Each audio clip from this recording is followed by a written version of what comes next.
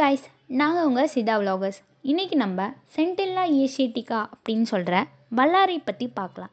வல்லாரை ஒரு கீரை வகையை சேர்ந்ததுங்க.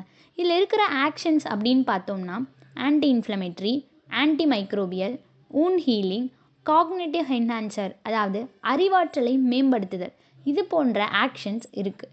இப்போது இதோட மெடிசினல் யூசஸ் பற்றி பார்க்கலாம். வல்லாரை இலைகளை வெயிலில் காய வச்சு பவுடர் பண்ணி டெய்லி இதை 1/2 டேபிள் ஸ்பூன் பாலுடன் சேர்த்து குடிச்சிட்டு வந்தால் நல்ல நினைவாற்றலோட சுறுசுறுப்பாகவும் இருக்கலாம். வல்லாரைக்கீரையை சூப் செஞ்சு சாப்பிட்டு வந்தால் வயிற்றுப்புண், வயிற்றுப்போக்கு இது போன்ற பிரச்சனைகளில் சரி செய்யும். வல்லாரைக்கீரையை துவையல் செஞ்சும் சாப்பிடலாம். வல்லாரை கேண்டி அப்படின்னு இருக்குது. இதை டெய்லி ஒரு கேண்டி அப்படின்னு சாப்பிட்டுட்டு வரலாம்.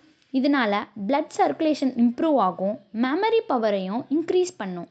மலச்சிக்கல் அதாவது கான்ஸ்டிபேஷன் இருக்கிறவங்க உங்களோட டெய்லி ஃபுட்ஸில் கொஞ்சம் வல்லாரைக்கீரையை சேர்த்துக்கோங்க.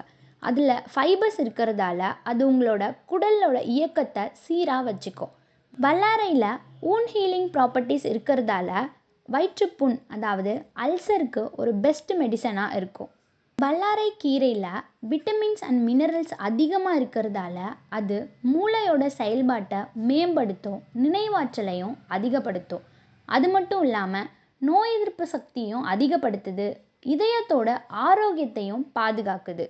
வல்லாரைக்கீரையை பச்சையாக சாப்பிட்றத தவிர்த்து சமைச்சு சாப்பிடுங்க.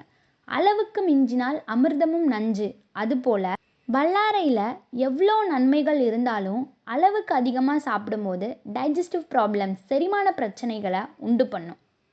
சித்தால வல்லாரை மாத்திரை, வல்லாரை நெய் இது போன்ற மெடிசன்ஸ்லாம் வல்லாரைக்கீரையை வச்சு ப்ரிப்பேர் பண்ணுறாங்க. ஸோ வீக்லி ஒன்ஸ் ஆச்சும் வல்லாரையை உங்கள் ஃபுட்டில் சேர்த்துக்கோங்க. Bye guys.